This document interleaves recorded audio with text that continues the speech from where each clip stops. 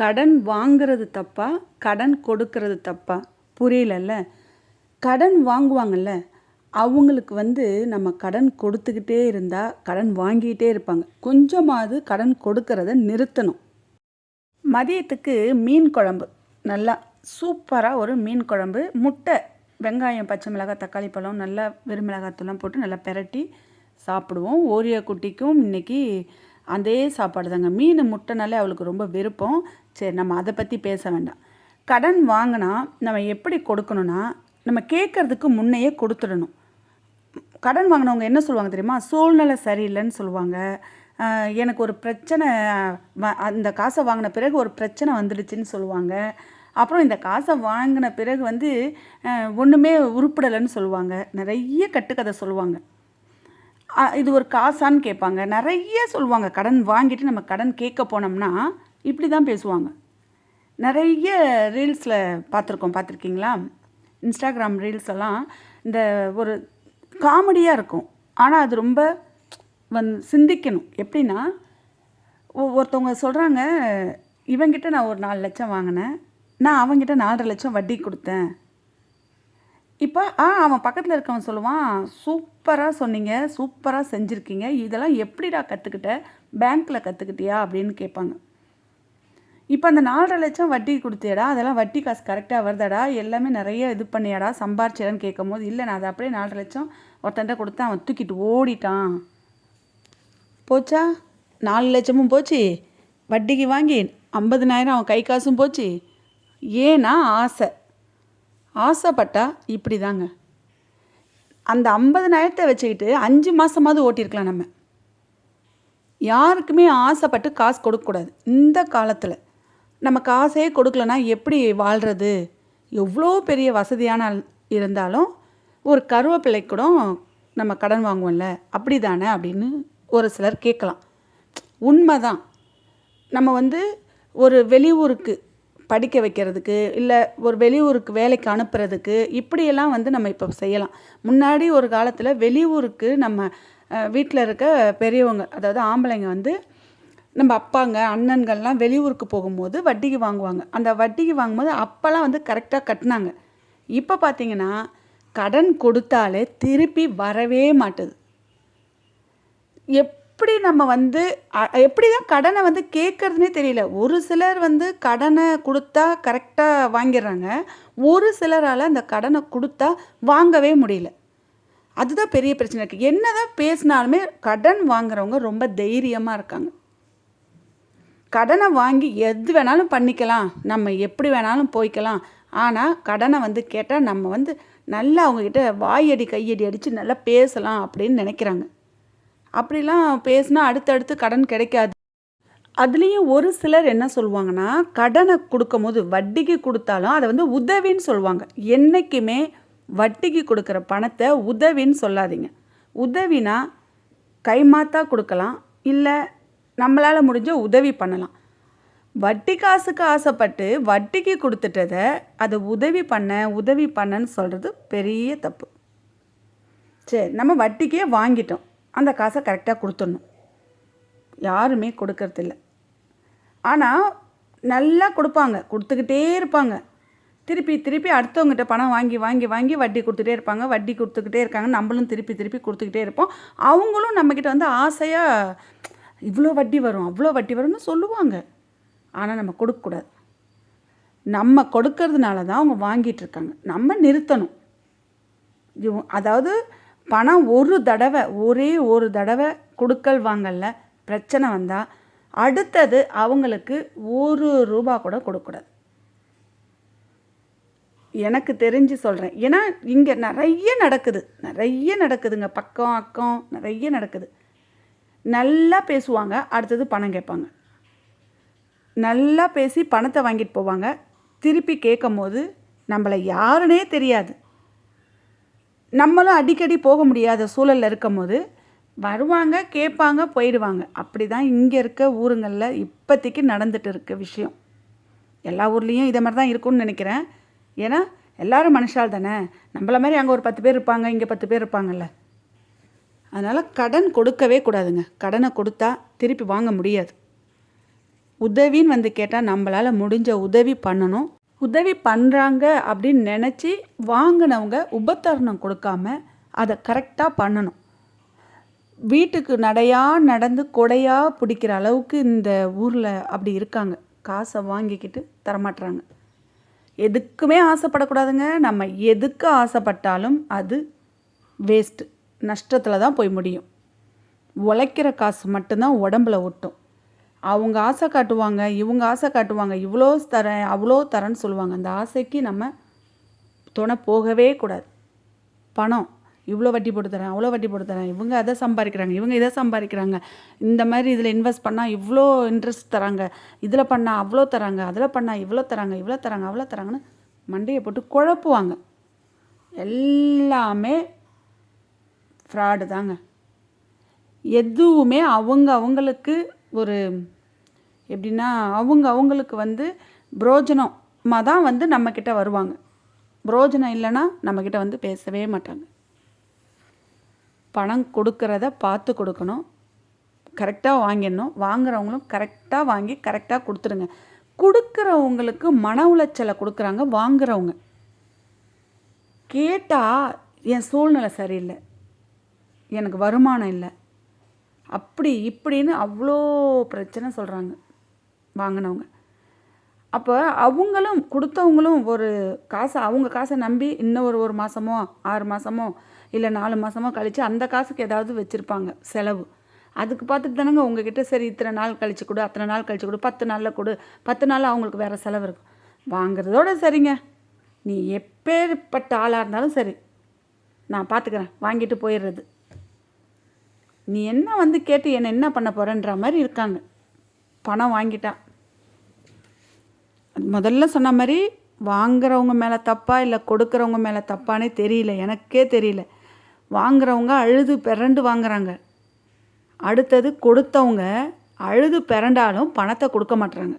நீங்கள் என்ன கஷ்டத்தை சொன்னாலும், வீட்டில் உலையே வைக்கல, அரிசியே இல்லை அப்படின்னு சொன்னால் கூட வாங்கினவங்க மனசாட்சின்றது இருக்க மாட்டேது, மனசாட்சியே இருக்க மாட்டேது. நம்ம இன்னமும் பொய் சொல்கிறோம் அப்படின்னு நினச்சிக்கிறாங்க. இப்போ நான் சின்னதாக சொல்கிறேன்னா பெருசாக காசு கொடுத்தவங்களுக்கும் பிரச்சனை இருக்குங்க.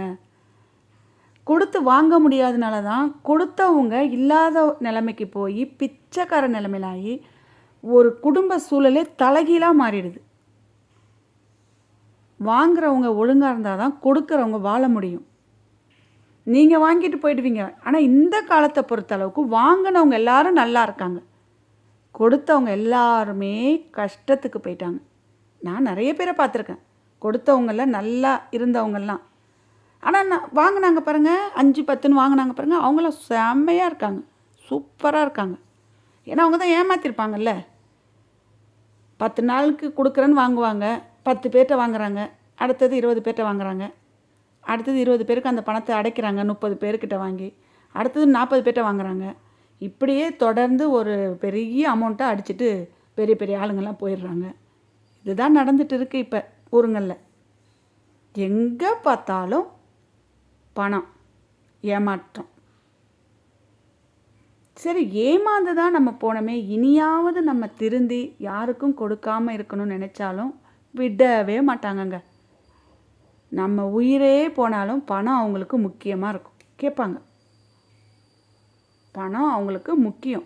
வாங்கினவங்களுக்கு வாங்கின கை சும்மாவே இருக்காது. எப்படியாவது வாங்கி அவங்கள எப்படியாவது கீழுக்கு தள்ளிடணும், இன்னும் தள்ளணும். நீ என்ன கஷ்டப்பட்டா என்ன, நீ கஷ்டப்படலைன்னா எனக்கு என்ன. வாங்கினவங்களுடைய நிலைமை மனசு அப்படி இருக்குது. தெரியல அவங்களுடைய கஷ்டம். அதாவது கொடுத்தவங்க எவ்வளோ கஷ்டத்தில் கொடுத்துருப்பாங்க. சின்ன காசு கொடுத்தாலும் அவங்களுடைய தகுதிக்கு ஏற்ற மாதிரி தான் அவங்க அந்த பணம் கொடுத்துருப்பாங்க. அதையே திருப்ப முடியல. அப்போ திருப்பி அவங்க இன்னொருத்தங்கிட்ட வாங்கும்போது அவங்களுக்கு இன்னொரு கடன் ஆகுது. ஏற்கனவே நொந்து இருப்பாங்க. எப்படியாவது நம்ம மேலுக்கு போகலான்னு பார்த்தா ஒரு படி ஏறினா 10 படி சறுக்குது இந்த காலத்தில். என்னவோங்க. ஆனால் பணத்தை வாங்கினா கரெக்டாக கொடுத்துடணும். அப்படி இல்லைன்னா கொடுத்தவங்களுடைய நிலைமை அரோகதி தான்.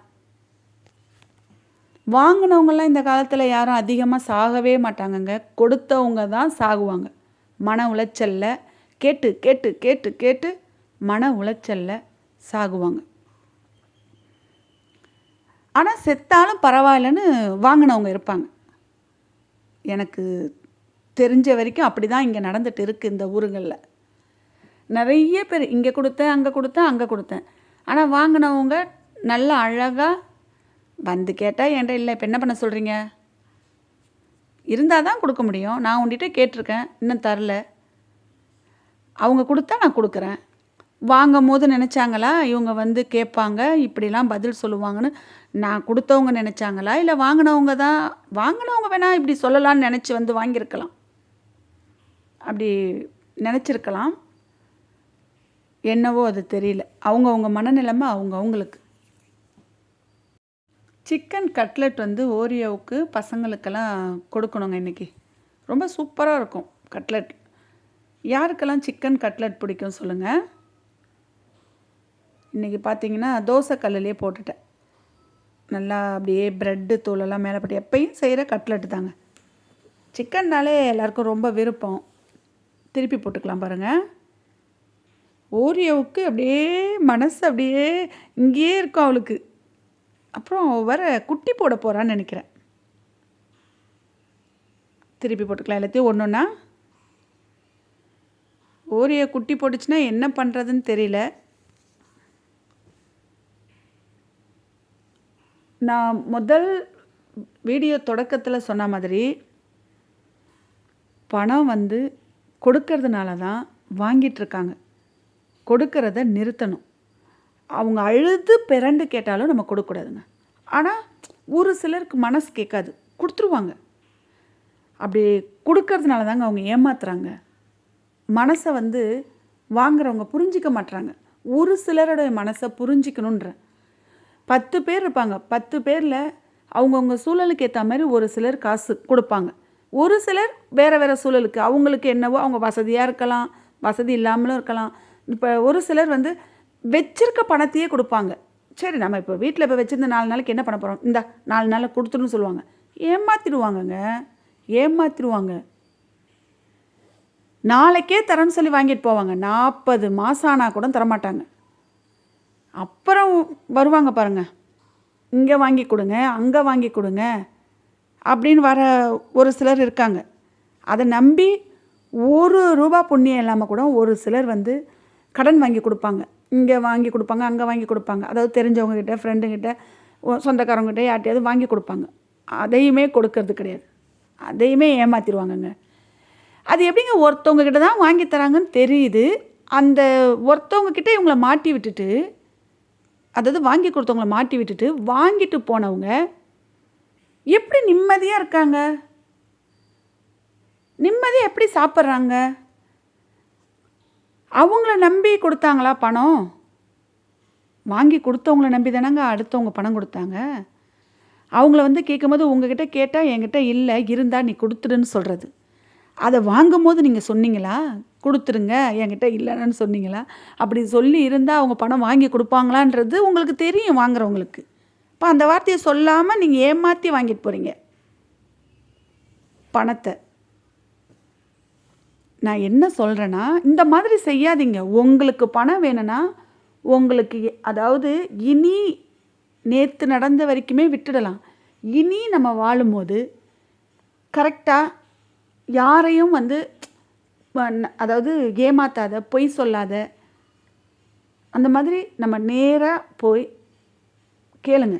பணம் வந்து எனக்கு தேவை, எனக்கு ஒரு 10 நாளில் வேணும், கைமாத்தா கொடுங்க, நான் இதை திருப்பிடுறேன்னு சொல்லுங்கள். ஆனால் 10 நாள்ன்றதை ஒரு 5 நாள் கூட எடுத்துகிட்டு கூட அந்த பணத்தை கொடுத்துருங்க. அவங்களுக்கு 1008 பிரச்சனை இருக்குது. இந்த பிரச்சனைனாலே அவங்க குடும்பம் அழிஞ்சு போயிடுங்க அப்படியே. ஏன்னா பணம் பெரட்ட முடியாது. அவங்கள ₹10 இருந்தாலும் அவங்களுக்கு செலவுக்கு தான் வச்சுருப்பாங்க ஒரு சிலர்.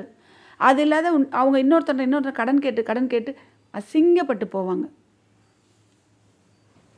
காசு வாங்குகிறோம்னா கரெக்டாக கொடுங்க. இன்னைக்கு இல்லை நாளைக்குன்னு சொல்லி கேட்டு வாங்குங்க. அடுத்தவங்ககிட்ட வாங்கி கொடுங்க. நீங்கள் வச்சுருக்க பணத்தை என்கிட்ட கொடுங்க, நான் கரெக்டாக கொடுத்துறேன்னு வாய் கூசாமல் பேசாதீங்க. இது இன்றைக்கி நேற்று நடக்கலைங்க, காலங்காலமாக இந்த மாதிரி பிரச்சனைகள் நடந்துட்டு தான் இருக்குது. எவ்வளோ காலம் வந்தாலும் பணம் கேட்குறவங்க அன்பாக ஆசையை காட்டி தான் கேட்பாங்க.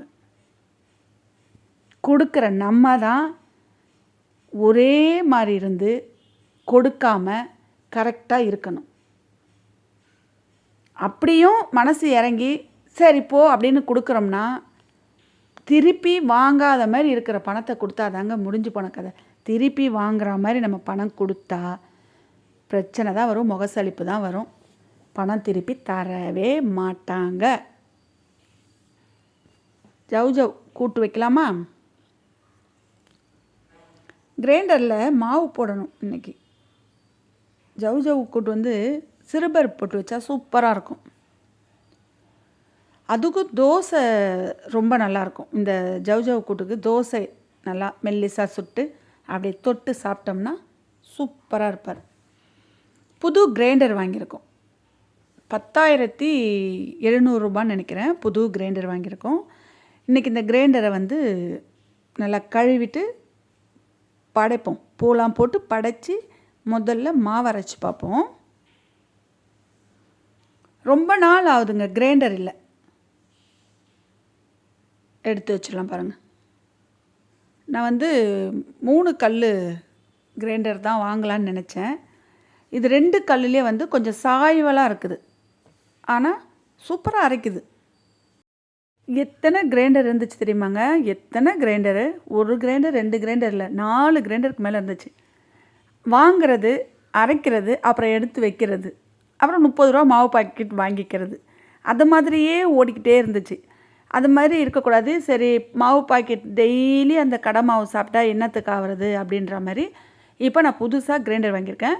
வீட்டில் உள்ளவங்களாம் சொல்லியாச்சு இது எத்தனை நாளைக்குன்னு தெரியல அப்படின்னு. இந்த கிரைண்டருமே நான் தண்டல் எடுத்து தாங்க வாங்கியிருக்கேன். ஒரு நாளைக்கு 100 ரூபா. அவர் எவ்வளோ எடுத்துக்கிட்டார் தெரியுமா? 1,500 ரூபா. அப்போ நம்ம எவ்வளோ கட்டுறோம்? 10,000 ரூபா, 1,500, 11,500 ரூபா. இதோடைய விலை என்ன? 10,700 ரூபா. கூட்டி கழித்து பாருங்கள் கிரைண்டருடைய விலை எவ்வளோ ரூபான்னு. இதுவே 1,500 ரூபா வட்டி இல்லைன்னா நம்மளுக்கு மிச்சமாக தானங்க இருக்கும். இப்போ 10,700 கூட 1,500 போட்டால் எவ்வளோ ஆணுச்சு? 11,500, 12,200 ரூபா கிட்ட வருது பாருங்கள். இந்த கிரைண்டரோட விலை 12,200 ரூபா வருது. வட்டி இல்லாமல் தண்டல்கார் நம்மளுக்கு கொடுக்குறாரா? டெய்லி 100 ரூபா கொடுக்கணும். எதையோ நம்பி வாங்குகிறோம், கடவுள் வழி கொடுப்பாரு அப்படின்ற மாதிரி. 6 வருஷம் ஆகிப்போச்சு இந்த ஒரு கிரைண்டர் வாங்கிறதுக்கு. இந்த கிரைண்டரை தண்டல் எடுத்து தாங்க வாங்கியிருக்கேன். இதெல்லாம் ஒரு ஞாபகம் நம்மளுக்கு.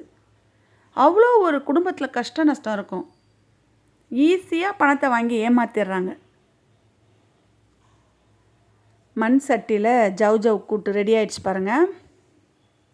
கிரைண்டரில் மாவு போடணும். புது கிரைண்டராக இருக்கிறதுனால கொஞ்சம் அரிசிலாம் அரைச்சி கீழே ஊற்றிடணும். என்னடா தங்கம், ஊரியம்மா, என்னது, யார் நீங்கள்? கிரைண்டரில் மாவு போடலாமா? ஊரியம்மா, கிரைண்டரில் மாவு போடலாமான்னா அவள் முகத்தை திருப்பிக்கிட்டு படுத்துருக்கா. முதல்ல அரிசி கொஞ்சம் போட்டு நம்ம கீழே ஊற்றிடணும். ஏன்னா புது கிரைண்டர் இல்லையா, என்னதான் இருந்தாலும் கொஞ்சம் தூசு இருக்கும். புது கிரைண்டர் பார்க்க அழகாக இருக்குல்ல இப்போதைக்கு. அப்புறம் நாள் ஆணுச்சுன்னா அது எல்லாமே ஒரு மாதிரி பழசாயிடும், அழுக்காயிடும். நல்லா சூப்பராக அரைக்குதுங்க. 2 கல் கிரைண்டர் தான் செம்மையாக அரைக்குது. நான் 3 கல் கிரைண்டர் வாங்கலான்னு நினச்சேன். ஆனால் இந்த கிரைண்டர் வந்து நல்லா அரைக்கும் அப்படின்னு சொல்கிறாங்க. அமீர்தான் நினைக்கிறேன் இதோட கிரைண்டர் பேர். கொஞ்சம் சாய்வலாக இருக்கும் இந்த கல். அந்த அரிசி மாவை எடுத்து நான் கீழே ஊற்றிட்டு கிரைண்டரை கழுவிட்டு நான் திருப்பி உளுந்து போட்டிருக்கேன் பாருங்கள். நான் அரிசி எப்போ அரைச்சாலுமே முதல்ல உளுந்து தாங்க போட்டு அரைப்பேன். அப்போ தான் நல்லா புஸ் புஸ்னு மாவு கிளம்பும். நம்ம அரிசி போட்டுட்டு பிறகு உளுந்து போட்டோம்னா உளுந்து எப்போயுமே கிளம்பாது. முதல்ல உளுந்து போடணும். ஒரு சிலர் வந்து அரிசி போட்டுட்டு உளுந்து போடுறாங்க, கழுவிட்டு போடுவாங்களா என்ன தெரியல. ஏன்னா அவங்க என்ன கதை சொல்கிறாங்கன்னா, முதல்ல உளுந்து அரைச்சோம்னா காற்று போயிடும் அப்படின்றாங்க. எனக்கு தெரியல. எனக்கு நினைவு தெரிஞ்ச நாள்லேருந்து என்றைக்கு நான் அரிசி உளுந்து மாவுக்கு அரைக்கிறேனோ அன்னைக்கும் சரி இன்றைக்கும் சரி அரிசி மாவு அரைக்கிறப்போ முதல்ல கிரைண்டரை கழுவிட்டு வெந்தயம் ஊற வச்ச உளுந்துருக்கலையும் அதை தான் போட்டு நல்லா புஸ்னு மாவாட்டி வச்சுருக்கேங்க. முதல்லையே நான் வந்து அரிசி மாவு அரைக்க மாட்டேன். எப்போயாவது டைம் வந்து முதல்லையே உளுந்து ஊற போடலன்னா, சீக்கிரமாக அரைக்கணும்னா அரிசியை முன்னாடி ஊற போட்டுட்டு பிறகு உளுந்தை ஊற போட்டேன்னா திருப்பி வந்து அது மாதிரி செய்வேன். எப்படி செய்வேன்னா, அரிசி முதல்ல அரைச்சிட்டு கிரைண்டரை நல்லா கழுவிடுவேன். கழுவிட்டு தான், ஏன்னா அரிசி அரைக்க எப்படியும் 1 மணி நேரம் ஆகிடும். அதுக்குள்ளே உளுந்து ஊறிடும் இல்லையா, அதுக்காக தான். அப்போ அந்த கிரைண்டரை நல்லா கழுவிட்டு நான் வந்து உளுந்து அரைப்பேன். அப்போ வந்து அது எனக்கு தெரியாது, நல்லா கிளம்பி வரும். ஆனால் அரிசி அரைச்சிட்டு உளுந்து அரைச்சோம்னா உளுந்து மாவு கிளம்பாது, வேஸ்ட்டாக போயிடும் மாவு. சூப்பராக அரைச்சி எடுத்துகிட்டு பாருங்கள், பார்க்கவே அருமையாக இருக்குது. ஓரிய குட்டிக்கு ரொம்ப ரொம்ப ரொம்ப பசி எடுத்துடுச்சு. இன்னொன்று அவளுக்கு அவள் வயிற்றில் குட்டி இருக்குது. கண்டிப்பாக அவள் வந்து இன்னும் கொஞ்ச நாளையில் குட்டி போட்டுருவா. அப்புறம் நாய்க்குட்டிக்கெலாம் ஒரு 60 நாள் தான் சொல்லியிருக்காங்க. இவளுக்கு பார்த்திங்கன்னா எப்படி பார்த்தாலும் ஒரு மாதம் 1.25 மாதம் ஆயிருக்கும். சட்டுன்னு குட்டி போட்டுருவா. எப்படின்னா வயிறு கொஞ்சம் கொஞ்சமாக பெருசாகுது. ஓரியோவுக்கு வந்து வயிறு அப்படி ஆகவே ஆகாது. இந்த குட்டி போடுற டைம் வந்தால் மட்டும் அவங்க வந்து குண்டாயிடுவாங்க. குண்டானதை பார்த்தாலே நமக்கு தெரிஞ்சிடும், ஆஹா பிள்ளை குட்டி போட போகிறாங்க அப்படின்னு. இப்போ பார்த்திங்கன்னா அரிசி போட்டு அரைச்சிக்கலாம். நிறைய பேர் சொல்லுவாங்க, அரிசி மாவு ஊற வைக்கிறாங்க இல்லையா, அப்போ வந்து 4 டம்ளர் அரிசினா 1 டம்ளர் உளுந்து, 5 டம்ளர் அரிசினா 1 டம்ளர் உளுந்து. அப்படிலாம் கிடையாதுங்க. 1 கிலோ அரிசிக்கு 100 உளுந்து போடுங்க. கரெக்டாக இருக்கும் பாருங்கள், செம்மையாக இருக்கும். நான் அப்படி தாங்க. இப்போலாம் 1 கிலோ அரிசினா 100 உளுந்து, அவ்வளோதான். மாவு அப்படியே பஞ்சு மாதிரி இருக்கும். நான் அந்த மாதிரி தான் இப்போலாம் வந்து அரைச்சி இட்லி மாவு ரெடி பண்ணுறது. இப்போ உளுந்து மாவு அரைச்சாச்சு, அரிசியும் அரைச்சி முடிச்சாச்சு. இப்போ இதெல்லாத்தையும் வலிச்சு போட்டுடலாம். புது கிரைண்டரில் மாவு அரைக்கும் போது ரொம்ப இன்ட்ரெஸ்ட்டாக இருக்கும். போக போக பார்த்தா தெரியும், கிரைண்டர் வந்து ஒரு மூலையில் கிடக்கும், தூசு தட்டி மூலையில் கிடக்கும். எப்பயுமே புதுசாக ஒரு பொருள் வருதுன்னா நம்மளுக்கு ஆசையாக இருக்கும்ல, அந்த மாதிரி தான் நானும் இப்போ வந்து ரொம்ப ஆர்வமாக வந்து மாவு அரைச்சிட்டு இருக்கேன். மாவு அரைச்சி கிரைண்டரை கழுவியாச்சு, மாவெல்லாம் கரைச்சி எடுத்து எட்ட வச்சுட்டேன். இன்றைக்கி வந்து ஒரு 2 கிலோ மாவு போட்டிருக்கேன். சூப்பராக ரெடி ஆகிடுச்சு. நாங்கள் சாப்பிட்றதுக்கு போகிறோம். நீங்கள் இந்த வீடியோ பார்த்து என்ன சொல்கிறீங்கிறத மறக்காமல் சொல்லுங்கள்.